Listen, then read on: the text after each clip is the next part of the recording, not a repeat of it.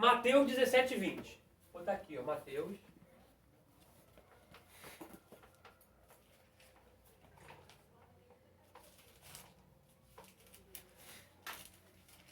Olha o que eu comecei a lendo, ó. O jejum ajuda, marca isso aqui.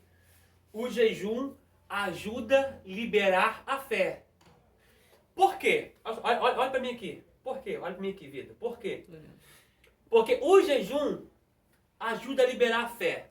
Por quê? O que é a fé? A fé é certeza ou convicção daquilo que não se vê, mas prova daquilo que se espera. Hebreus 11. Isso é fé. Eu, na prática do jejum, por algo, eu estou vendo algo acontecer? Não. Isso vai me liberar a fé. Isso vai liberar meu dispositivo chamado fé. Porque eu estou afligindo a minha alma, sim, castigando a minha alma, por algo que eu não estou vendo. Mas através desse ato de oração, eu vou conseguir pegar, ver, conseguir apalpar aquilo que a priori não se vê. Aquilo que a priori está longe, através da minha oração, do meu jejum, eu vou trazer para perto. Isso ajuda a liberar a fé, o jejum. Ok? Mateus 17, 20, vai dizer assim, ó.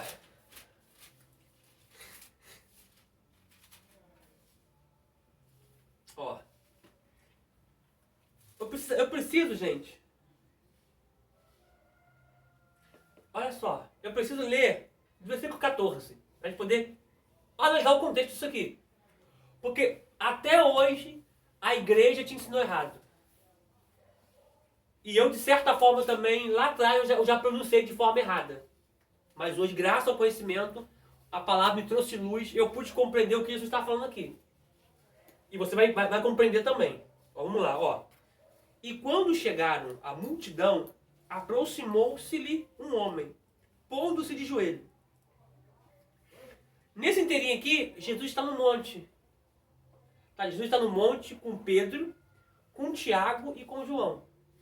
Jesus vai se transfigurar, o seu rosto vai brilhar e vai vir falar com Jesus Elias e Moisés. Tá? Ok? Sim. Esse é o contexto. E quando chegaram a multidão, aproximou-se-lhe um homem, pôs-se de joelho diante dele e dizendo: Senhor, tem misericórdia do meu filho, que é lunático e sofre muito, pois muitas vezes cai no fogo e muitas vezes na água. Peraí, ó, chegaram de onde? Quando eles chegaram de onde?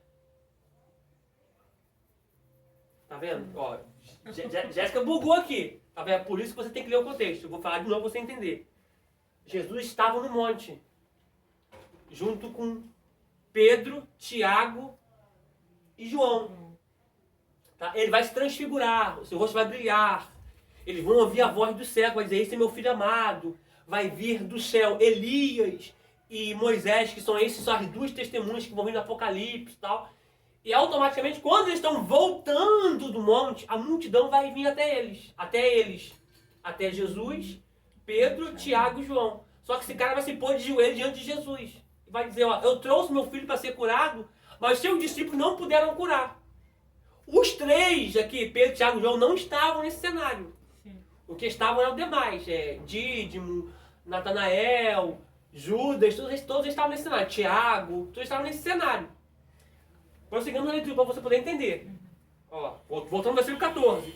E quando chegaram, chegaram da onde? Do monte. Então, toda vez que você lê, você tem que entender, gente. Entendeu? Você tem que entender. Toda vez que você lê. Por chegar, mas chegar não. Você tem que procurar saber de onde estão vindo. Entendeu? Isso não é ler, isso é examinar. Aproximou-se dele um homem, pondo-se de joelho diante dele, dizendo: Senhor, tem misericórdia de mim. Aliás, Senhor, tem misericórdia do meu filho, que é lunático e sofre muito, pois muitas vezes cai no fogo e muitas vezes na água. Pega isso aqui. Não é cair no fogo, não, velho. O demônio queria matar esse jovem. Tentando afogá-lo, tentando jogar ele em fogo escaldante, tentando matar esse jovem.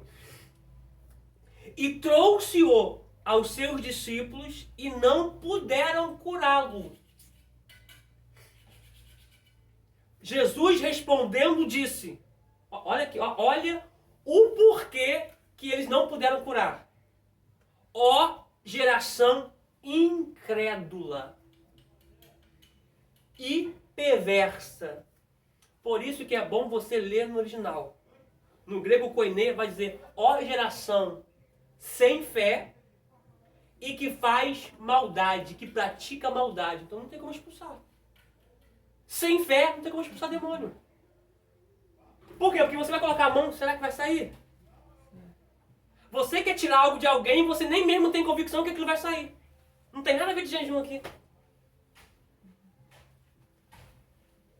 Por isso, gente, por isso que eu falei esse texto algumas vezes errado.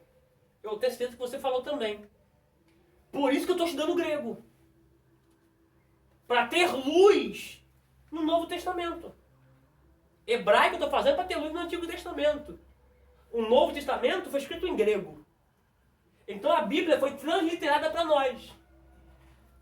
Em português. Mas em grego muitas coisas mudam. Então eu preciso compreender como é que ela foi escrita.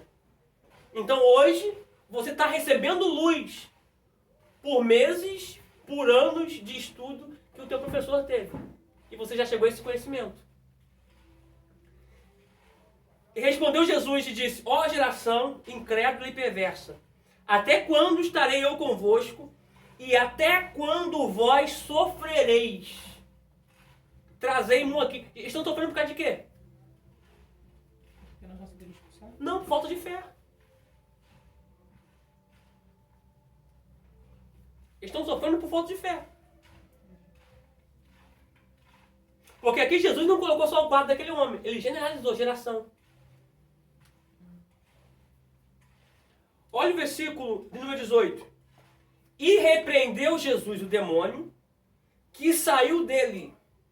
E desde aquela hora o menino sarou. Então os discípulos aproximou-se de Jesus em particular e disseram, por que não podemos nós expulsá-lo? E Jesus lhe disse, por causa da vossa... Pouca fé. Tem alguma coisa a ver de jejum aí, gente? Não. Marca isso aí mesmo, isso aí sempre marca na sua Bíblia também. Porque o jejum, gente, olha como o estudo ele é libertador. O jejum não traz benefício para mim. Não poder expulsar demônio. Jejum não traz benefício para os outros. Não muda os outros. Jejum muda a mim. Porque eu estou afligindo a minha alma. Não é para os outros, é para mim. Eu posso jejuar para os outros? Posso. Mas o benefício maior que vai estar sendo alcançado é você. Porque você vai estar afligindo a sua alma e entregando a oração a Deus. A pessoa vai ser alcançada? Vai. Pela sua oração. Mas o jejum vai estar afligindo você. Olha que ideia errada nós tínhamos do jejum. Ah, eu vou jejuar para fulano de tal. Hã? Você está falando o quê? Estou de propósito de jejum para fulano de tal. Não está nada. Tu está orando para a pessoa dentro do seu jejum. Mas o beneficiário desse jejum, quem vai receber é você. Para a sua alma. Você está castigando ela. Então, tanto eu como a pessoa que eu estou orando recebe? Sim. Vai receber pela tua oração. Sim, entendi. Porque o jejum que vai estar recebendo é você. Quem está afligindo? A alma de quem está afligindo? A minha. A sua. A não ser se a pessoa estiver jejuando contigo. Aí sim. Aí sim. Aí a pessoa vai ser beneficiada também do jejum. Porque ela vai estar afligindo a alma dela também. Fora isso, é só você que está afligindo a alma. Outra pessoa não. Porque a palavra jejum, na Bíblia, é afligir a alma. Biblicamente, é afligir a alma. É castigar a alma. Tá? É claro que nós explicamos que jejum é abstinência de alimento. Tá? Mas dentro da Bíblia, jejum é o que? Castigar, afligir a alma, dominar a alma. Para ela fazer aquilo que o seu corpo quer, através do Espírito. Então você pode jejuar para alguém? Pode. Mas quem vai estar recebendo o benefício do jejum é você, afligindo a alma. Entendeu? Você vai alcançar a pessoa através da sua oração. Tá bom? Então, olha a resposta por que eles não puderam expulsar. Por causa da vossa pequena fé. Porque em verdade, e a verdade eu vos digo, que se tiverdes fé como, não é um grão de mostarda, como um grão de mostarda, direis a este monte, passa daqui para acolá, e há de passar, e nada vos será impossível. Deu a resposta? Ponto final. Agora ele vai responder no versículo 21, ó. Mas esta casta de demônios não se expulsa pela oração. Aliás, mas esta casta de demônios não se expulsa senão pela oração e pelo jejum. Que casta é essa, gente? Não. Não. Embora, olha só, o texto diz assim, casta de demônios. Ok, vamos pegar essa expressão aqui. Que casta de demônios é esse? Demônio da incredulidade. Não está falando do menino do moço. Está falando do demônio da incredulidade. Já viu a pessoa que você prega, a pessoa não está nem aí? Isso é um demônio. Porque tudo que o demônio quer é que você não receba o dispositivo para ativar a sua fé. Então, o que vai fazer eu despertar a minha fé? O jejum e a oração. Jejum e oração. Porque o cenário aqui, todo o contexto é sobre a incredulidade. Quando eles perguntam para Jesus, Jesus responde, por causa da sua falta de fé. Você não escutava porque você não tem fé. Mas essa casta de demônio, a incredulidade dessa geração, só sai com jejum e oração. E até hoje você achou que era o demônio. E não é. Porque senão a Bíblia está em contradição. Porque então o jejum não é para mim, é para me expulsar demônio. Sabe, eu falo que o jejum é para castigar minha alma, para afligir a minha alma, então o jejum agora é para expulsar demônio. Então o nome de Jesus agora não serve mais. Em nome do meu jejum sai. Olha o poder do conhecimento. O conhecimento ele é libertador. Ó, o jejum ajuda a liberar a fé. Tá? Para mim poder voltar para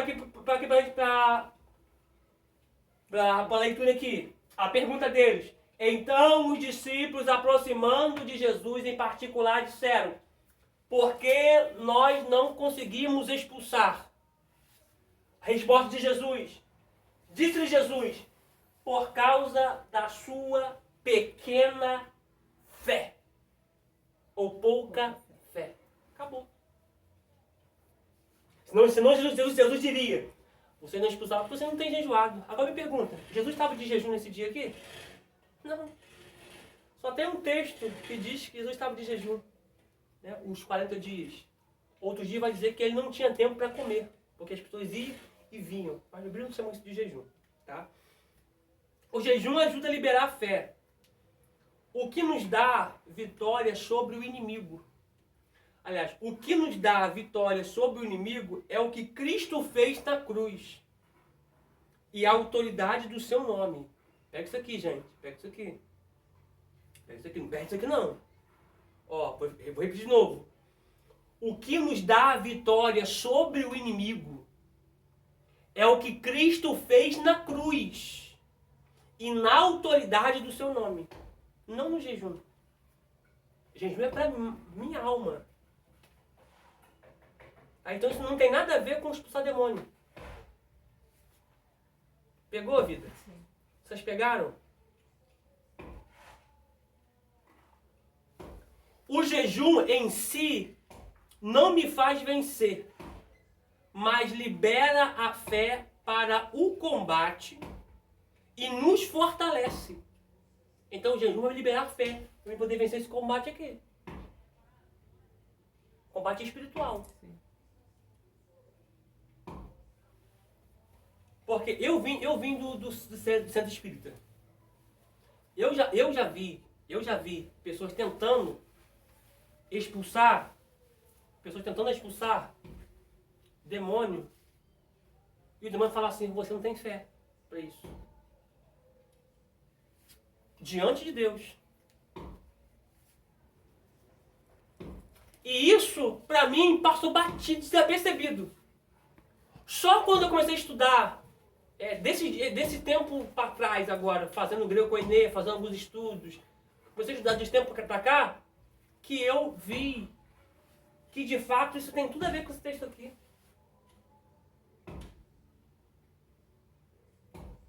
Eu não posso contar uma situação porque eu tenho pessoas aqui da família no grupo e seria deselegante, mas eu já vi situações assim de demônio dentro da família manifestar e falar, não, você não tem fé para isso. Do jeito que você está, você não tem fé para isso. Eu vi isso, eu. Automaticamente está tudo a ver com isso aqui. Tudo a ver. Então, pega isso aqui. O jejum, tá? Eu tenho certeza que esse estudo de hoje, gente, eu poderia atropelar isso aqui e não me passar isso. Mas não tem como atropelar isso, não tem como. Eu tenho certeza que vai mudar muita vida de muita gente. Que até hoje tinha uma visão errônea sobre esse texto. Uma visão errônea, não, eu preciso jejuar para expulsar demônio. Então a vida de prática de jejum que eu levo é para o meu benefício. A vida de oração de jejum para mortificar a carne vai despertar a fé, para eu cumprir tal ato. Não que o ato expulse o demônio em si só. Prossigamos aqui. O jejum em si me faz vencer. O jejum em si não me faz vencer, mas libera a fé para o combate e nos fortalece, fazendo-nos mais conscientes da autoridade que nos foi delegada. Olha só, quando Jesus envia essa comitiva, está escrevendo aí, né? Quando Jesus envia essa comitiva, ele vai dizer o quê? Vamos lá, vamos ler lá em Marcos lá. Marcos, capítulo de número 16.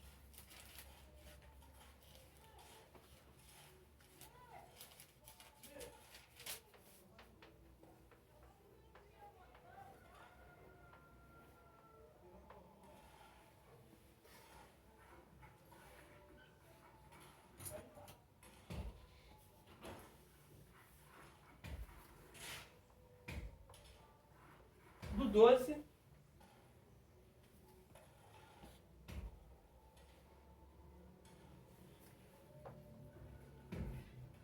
ao 20. Olha só, do 12 ao 20.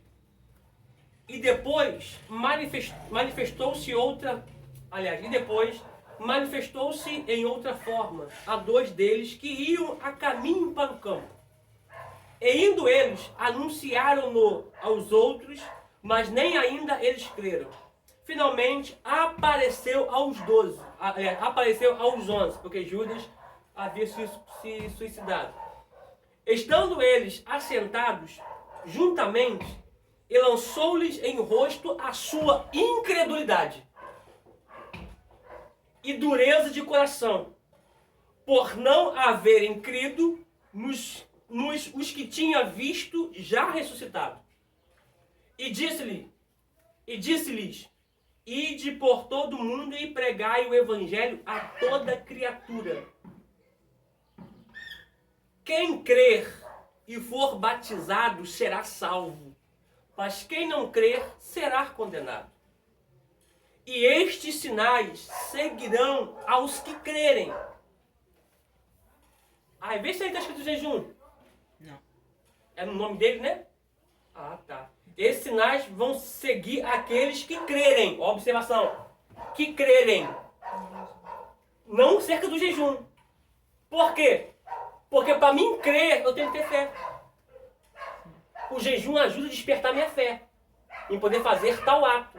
É um dispositivo que ajuda a despertar a minha fé em fazer tal ato. Mas o que expulsa demônio é o nome de Jesus. Em meu nome expulsarão demônios. Falarão novas línguas. Pegarão nas serpentes. E se beberem alguma coisa mortífera, não lhes fará dano algum, e imporão as mãos sobre os enfermos e os curarão.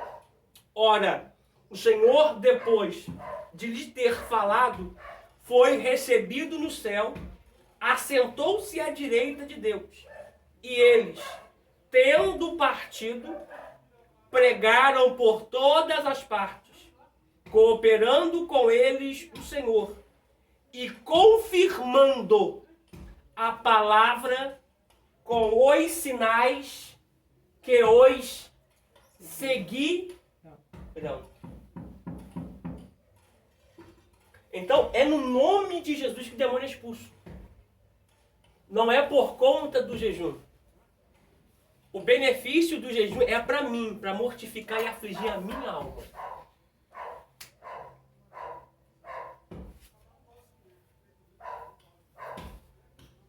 Prossigamos aqui, ó. Mas, apesar do propósito central do jejum ser a mortificação da carne, vemos vários exemplos bíblicos de outros motivos, tá? De outros motivos para tal prática. No Antigo Testamento, encontramos diferentes propósitos para o jejum. Vamos ler agora. Para a consagração, que é o voto do nazireado, envolvia abstinência, jejum de determinados tipos de alimentos. Então, esse jejum aqui para o nazireado é um jejum parcial. Tá? Vamos ler Números 6.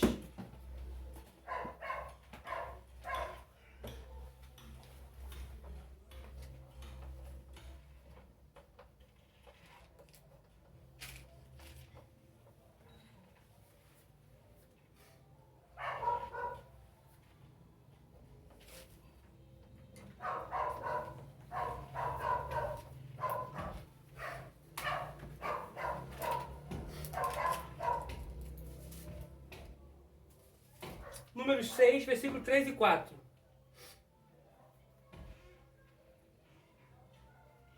Vamos ler a partir do 1. Ó. E falou o Senhor a Moisés, dizendo: fala aos filhos de Israel e diz-lhes: quando um homem ou uma mulher se tiver separado, fazendo voto de nazireu, para se separar para o Senhor, de vinho e de bebida forte se apartará. Vinagre de vinho ou vinagre de bebida forte não beberá, nem beberá alguma beberagem de uvas, nem uvas frescas, nem secas comerá. Famosa passas, né? Todos os dias do seu nazireado não comerá de coisa alguma que se faz da vinha, desde os caroços até as cascas. Esse voto de nazireado é um jejum parcial. A pessoa que se separava para o nazireado poderia comer qualquer tipo de coisa, não podia comer uva, nem tudo que fosse destinado ou de origem da uva. Tá? Esse é o jejum do nazireado. Tá? Vamos lá. Arrependimento de pecados. Samuel e o povo jejuando em Mispa, com sinal de arrependimento pelos seus pecados. 1 Samuel,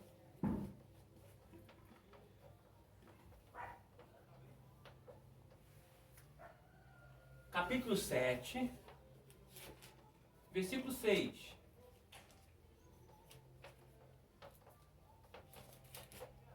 Neemias, capítulo 9, versículo 1.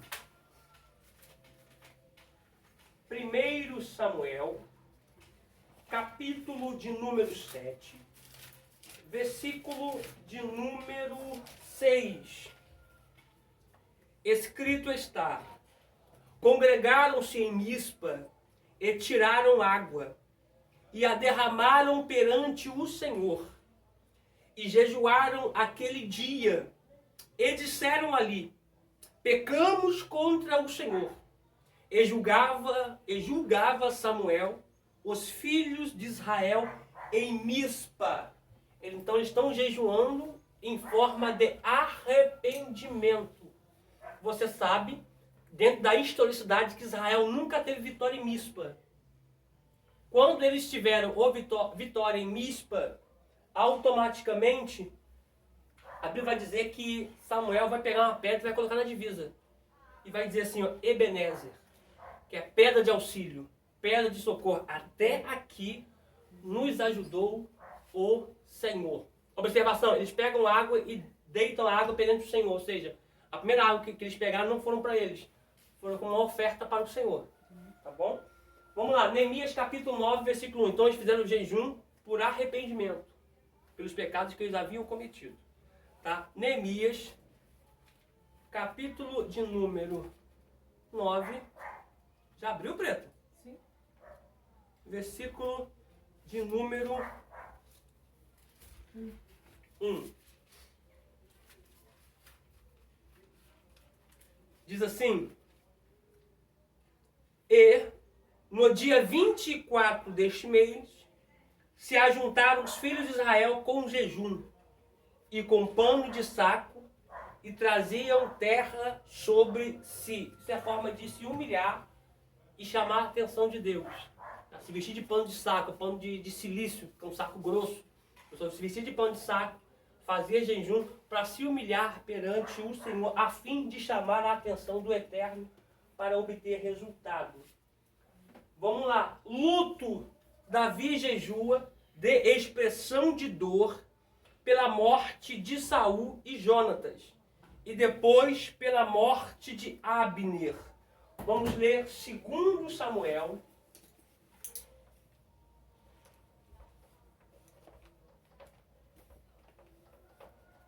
Segundo Samuel, capítulo 1, versículo 12. Depois 3, versículo 15.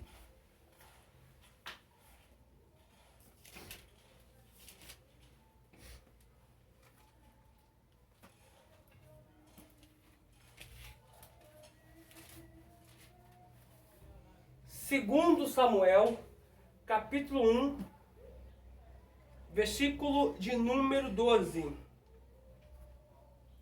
E prantearam, e choraram, e jejuaram até a tarde por Saul e por Jonatas, seu filho, e pelo povo do Senhor, e pela casa de Israel, porque tinham caído a espada.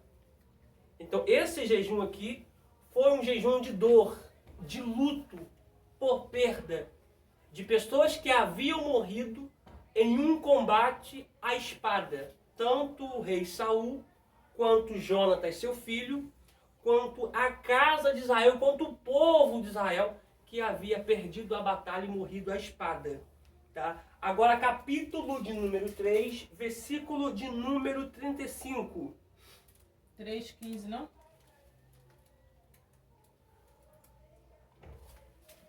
Desculpa.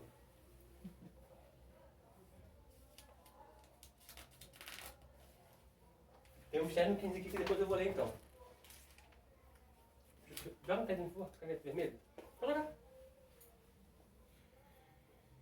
Vou ver que mistério tem nesse 15 aqui. Depois eu leio. Então, consegue pegar? Vamos lá. 3:35. Que diz assim, obrigado, vida. Então todo o povo veio fazer que Davi comesse o pão.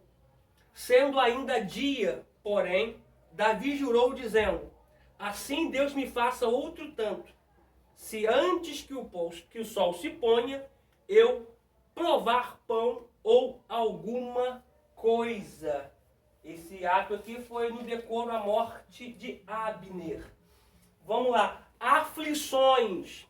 Davi jejua em favor da criança que nascera de Betseba, ou Batseba, que estava doente, a morte.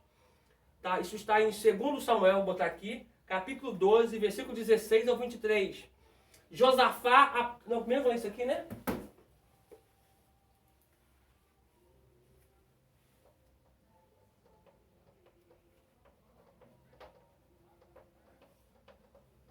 2 Samuel, capítulo 12, do 16 ao 23.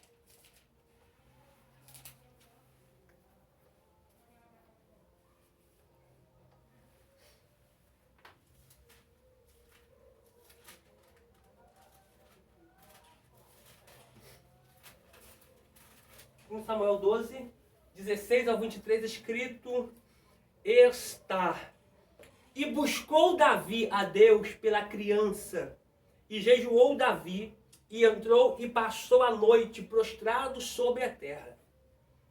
Ou seja, um jejum acompanhado de oração. Então os anciãos da sua casa se levantaram e foram a ele para o levantar da terra. Porém, ele não quis e não comeu pão com eles. Sucedeu que, ao 7º dia, morreu a criança. E temiam os servos de Davi dizer-lhe que a criança era morta. Porque diziam: eis que, sendo a criança ainda viva, lhe falávamos, porém não dava ouvidos à nossa voz. Como, pois, lhe diremos que a criança é morta?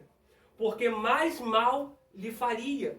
Viu, porém, Davi que seus servos falavam baixo, e entendeu Davi que a criança era morta, pelo que disse Davi a seus servos: é morta a criança? E eles disseram: é morta. Então Davi se levantou da terra e lavou-se e se ungiu, e mudou as suas vestes, e entrou na casa do Senhor e o adorou. Então veio à sua casa e pediu pão, e lhe deram pão, e comeu. E disseram-lhe seus servos: que é isto que fizeste? Pela criança viva jejuastes e chorastes. Porém, depois que morreu a criança, te levantastes e comeste pão? E disse ele: vivendo ainda a criança, jejuei e chorei, porque dizia: quem sabe se o Senhor se compadecerá de mim, para que viva a criança. Porém, agora que é morta, por que jejuaria eu agora? Poderei eu fazê-la voltar? Eu irei a ela, porém ela não voltará para mim. Então esse jejum aqui foi para mudança de quadro. Essa mudança de quadro não teve. A criança não teve saúde, não viveu. Mas Davi teve a sua alma afligida a ponto de adorar ao Senhor na casa do Senhor. Tá? Porque jejum é afligir a alma. Vamos ler outro texto aqui? Josafá, depois vamos entrar nos evangelhos, tá, gente? Josafá apregoou um jejum em todo Judá quando estava sob o risco de ser vencidos pelos moabitas e amonitas. Segundo Crônica 23. Segundo Crônicas 20, versículo 3.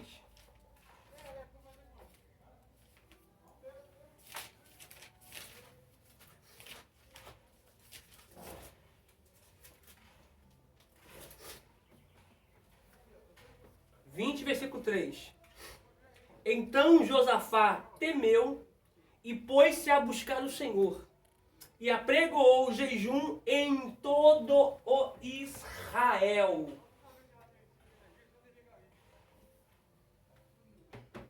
Estamos terminando aqui essa parte aqui já. Buscando proteção, Esdras proclamou jejum junto ao rio Ava, pedindo a proteção e bênção de Deus sobre sua viagem.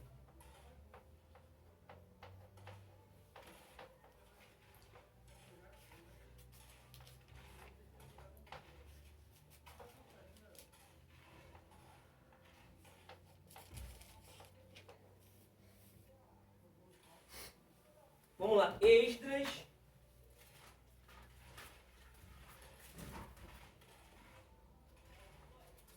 capítulo de número 8, do versículo 21 ao 23. Então apregoei ali um jejum junto ao rio Ava, para nos humilharmos diante da face de nosso Deus, para lhe pedirmos caminho direito para nós e para nossos filhos e para toda a nossa fazenda. Já não é até 23? Até 23, desculpa, até 23, me perdoe, vida. Porque me envergonhei de pedir ao rei exército e cavalheiros para nos defender do inimigo no caminho. Porquanto tínhamos falado ao rei, dizendo: a mão do nosso Deus é sobre todos os que buscam para o bem, mas a sua força e a sua ira sobre todos os que o deixam. Nós, pois, jejuamos e pedimos isto ao nosso Deus, e moveu-se pelas nossas orações. Obrigado, vida. Esdras 4:16.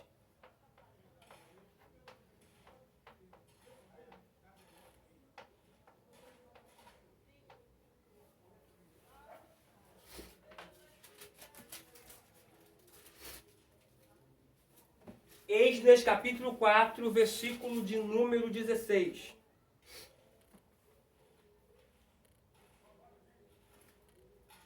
Nós, pois, fazemos notório ao rei que, se aquela cidade se reedificar e os seus muros se restaurarem, desta maneira não terás porção alguma desta banda. Aliás, gente, escreveu Esdras aí? É Esther. E óculos, hein? Tá. Me perdoa? Me perdoa?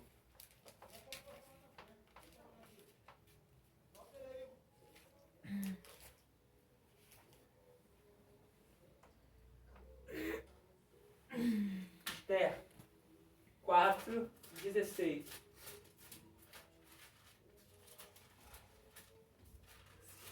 Se a gente leu, porque Deus sabe que foi para alguém. Esther 4:16 diz assim, ó. Vai e ajunta todos os judeus que se acharem em Suzã, e jejuai por mim, e não comais, nem bebais por 3 dias, nem de dia, nem de noite. E eu e elas, minhas moças, também assim jejuaremos. E assim irei ter com o rei, ainda que não é segundo a lei, e perecendo, pereço. Em situações de enfermidade, Davi jejuava e orava por outros que estavam enfermos. Vou botar onde agora, hein? Vou botar aqui Salmos.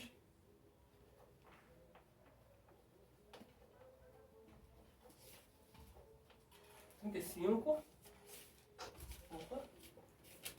Versículo 13.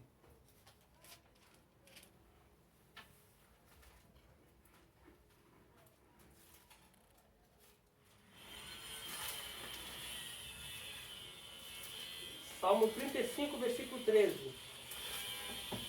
Diz assim: Mas quanto a mim, quando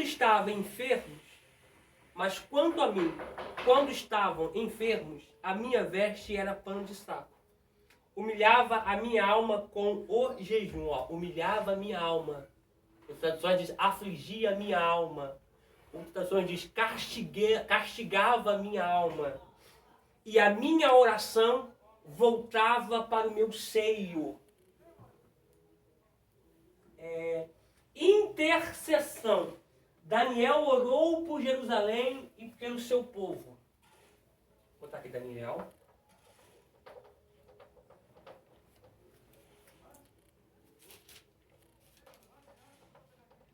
Nove, 3 e depois 10, 2 e 3.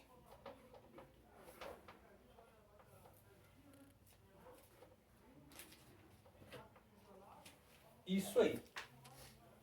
Vamos lá. Daniel.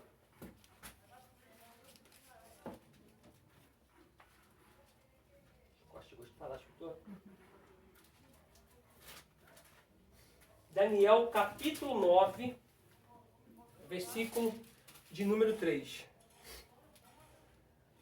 E eu dirigi o meu rosto ao Senhor, Deus, para o buscar com oração e rogos e jejum, e pano de saco e cinza. Agora, capítulo 10, versículo 2 e 3.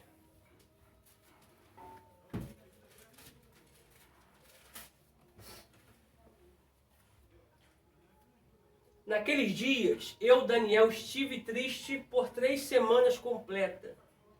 Manjar desejável não comi, nem carne nem vinho entraram na minha boca, nem me ungi com unguento, até que se cumprissem as 3 semanas. Tá? Isso aqui é um propósito de Daniel. Tá? Não sei nem porque eu coloquei aqui, mas veio para cá. Então, mas se eu coloquei aqui e tenho que lhe falar, isso aqui não é jejum. Não que Daniel não tenha jejuado em algum dado momento da sua vida, é claro que ele jejuou, mas esse inteirinho aqui é um propósito, tá? Que ele fez, não se contaminar com o manjar do rei, tá? Ele fez um propósito de não comer a comida que o rei oferecia, a carne, né, que ele oferecia aos ídolos, que poderia ser uma carne assada ou uma carne sufocada, e também as bebidas que se ofereciam às imagens, as divindades, tá? Porque é um costume que atravessa séculos você oferecer comida a uma divindade e você oferecer também bebida à divindade, seja champanhe, seja vinho ou seja cachaça, tá? Das suas maiores hipóteses, ou é champanhe ou é cachaça, tá? Então aqui Daniel está em propósito por um benefício. Você observou que essa aula de hoje, ela foi libertador no tocante a muitas coisas que a gente achava que era uma coisa, a gente defendia que era assim, porém quando a gente se confronta com as páginas seletivas da Bíblia Sagrada, a gente vê que é totalmente diferente daquilo que idealizávamos, daquilo que nós achávamos. Por quê? Porque todas as vezes que eu me confronto, aliás, todas as vezes que a Bíblia me confronta, é para mudar os meus achismos, para mudar a minha ideologia, para que a sua totalidade seja vivida em mim. Inclusive, Mateus 17, a partir de todo o contexto ali, eles não conseguiram expulsar demônio por falta de fé. Porque Jesus disse que esses sinais iam seguir aqueles que creram no nome dele. Então, se você não crê, você não consegue expulsar demônio. Que é no nome de Jesus que se expulsa, não é por causa do jejum. O jejum é para castigar e para afligir a sua alma. Tá? Deixa eu marcar que nós paramos. Depois dar seguimento na próxima aula.